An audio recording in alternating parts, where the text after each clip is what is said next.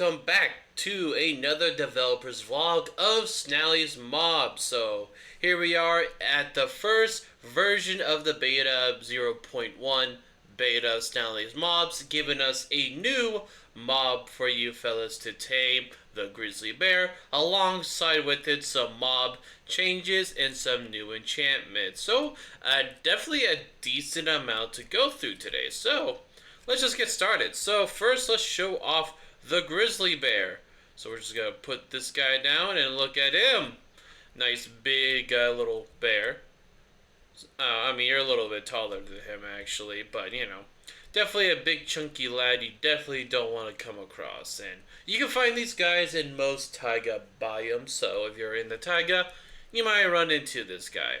And you can find these guys actually attacking mobs like sheeps, so they're definitely not on the nice side, even towards you. So if we go to survival, this man wants to eat me. So we're just going to run him away.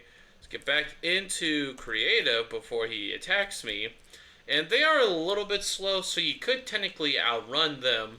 But if you get tripped up, you could end up dying. However, these guys are a passive tame. So if we go in survival, see, and this guy's gonna come after me. However, if I hold his favorite food, he doesn't want to attack me anymore. So now I can just feed him it, and boom, tame the Grizzly Bear.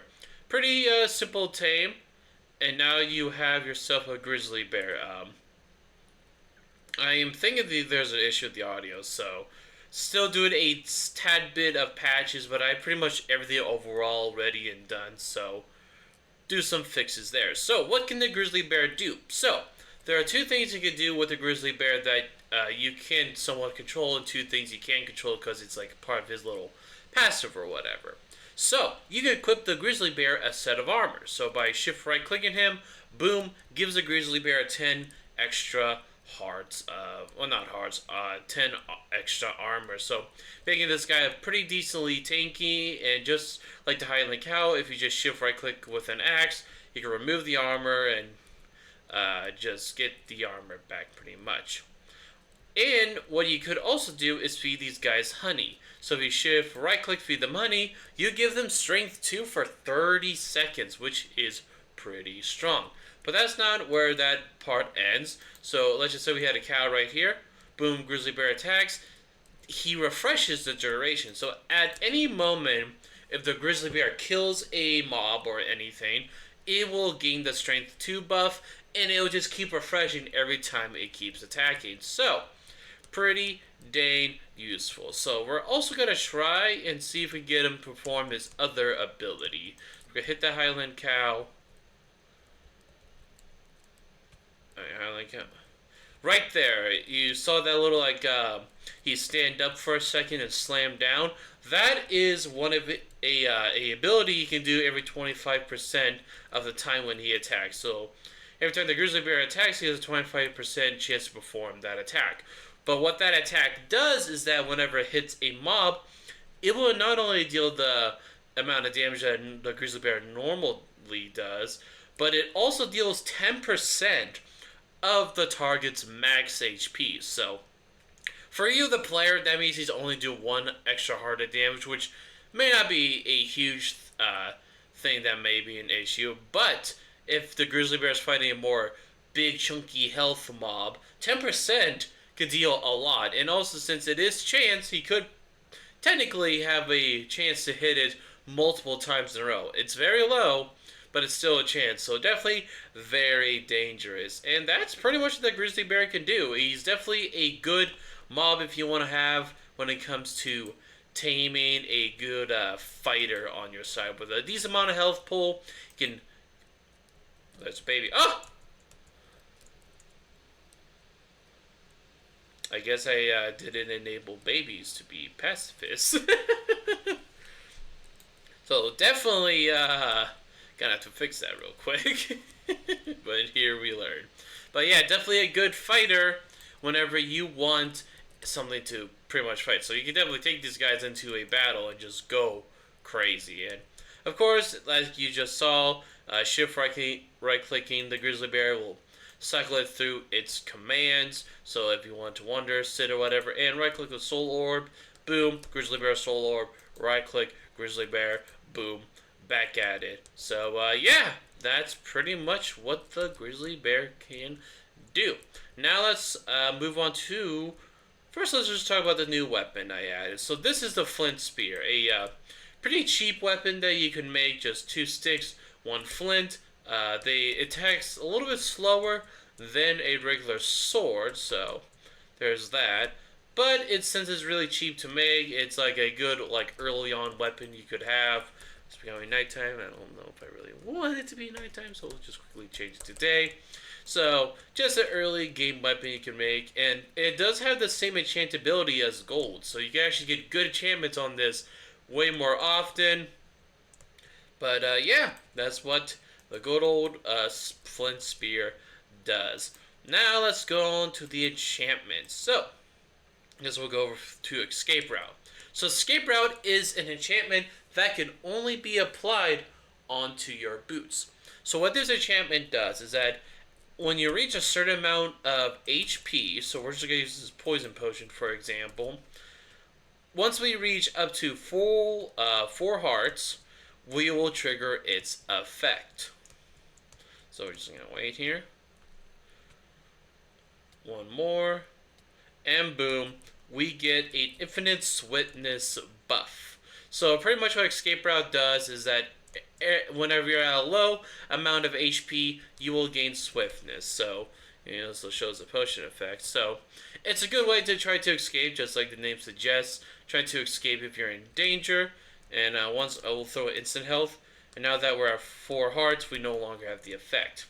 Now, each level you get, which this has up to 3 levels for Escape Route, it will increase the hearts required to trigger the effect. So pretty much at 2 you'll need 6 hearts or less, and at level 3 you need 4 hearts or less. So definitely want the higher tier just so you can trigger the effect faster, just in case. So yeah, that's what that enchantment does. Next we have, which we're going to use a Grizzly Bear because we're going to need him, is Master Rider. Now I did show this enchantment off in the last developer's vlog, but what this does is that pretty much if you're riding on a mob, you'll deal just extra damage pretty much. Well, thank you, Grizzly Bear. So, pretty much every little feels like I should be doing a lot more. Maybe it's a stick. I don't know. I'll have to take it. But what it's supposed to do is that every level of Master Rider you have, so it can go up to 3, you will deal 2 extra damage when you're riding on a mob. So pretty much in order to use this, just ride on a mob, and if you're on a Grizzly Bear, for this case it's just easier. So yeah, definitely a nice good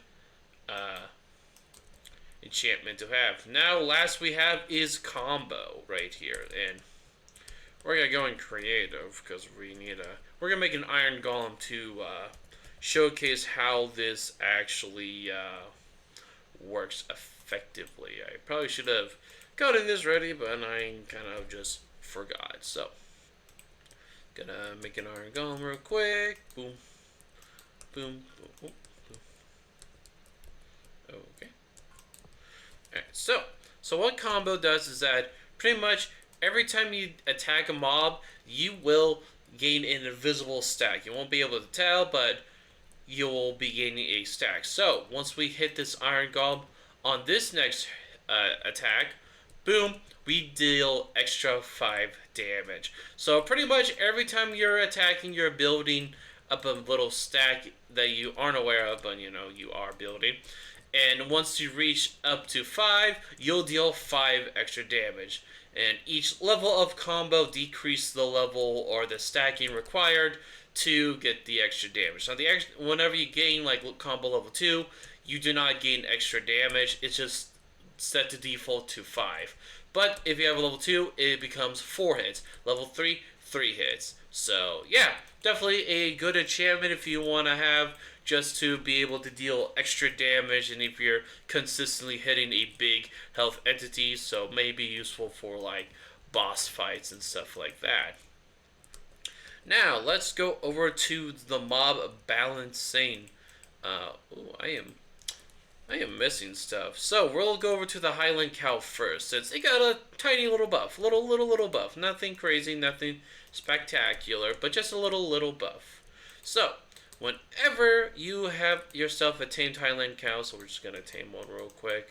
So boom, and you right click any of the wagon attachments, boom, it gains 5 extra armor. That's pretty much about it, and also doesn't require an iron axe anymore. I was able to set it that any axe in general will make this work. So that works for the farming. Then you got the composter. So boom, boom, boom. That just like that. Just some extra armor for your Highland Cow. So now we go to the Utah Raptor, since it got a bit of a shift. Got a bit of a nerf and got a bit of a buff at the same time. So the first thing is about the Utah Raptor is that it lost some HP. So originally it had 40 hearts. It is down to 30 hearts. However, it did gain a little bit of compensation with that. What it got was more attack speed. So it went from 1.2 to 1.8 to the attack speed. So most of the time whenever you're encountering this guy, he will probably hit you faster than you can hit him. So definitely made the Utahraptor a lot more dangerous, and a bit of more of a glass cannon, which, you know, it makes sense. It's a raptor. It's not supposed to be pretty tanky with the health, but yeah. Had a little bit of a brain fart, not gonna lie. But yeah, that is overall all I have for this beta update. A couple more changes I'm gonna do. Maybe just some like spelling and stuff, or just some little visual fixes or audio stuff. Then the mod should be released by the time I upload this video. Should be. But we'll have to wait and see. But before I conclude this developer's vlog, I will showcase you the next mob that's in development. So let me go to Blockbench real quick. So here we are. The Parasaur is the next mob that is in development. So these will be a big herd herbivores that you can cross around the plains or savanna biomes. So definitely a mob to look forward to. Be a good supportive mob too. So that's all I will say for the Parasaur, and we'll have its baby. So, and by the way, this baby is about as tall as the player.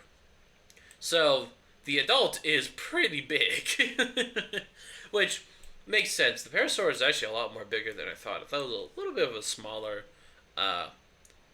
dino. Not like small, but like I'm talking like maybe just like slightly taller than a person, but no, they're big. So yeah, that's the next mob I am working on, and hopefully I'll get this out a lot faster, and then I'll work on more mobs and stuff like that. But that wraps today's developers vlog. I hope you enjoyed, and hope you're looking forward to all more developer vlogs and more mobs and other stuff I'll be working on.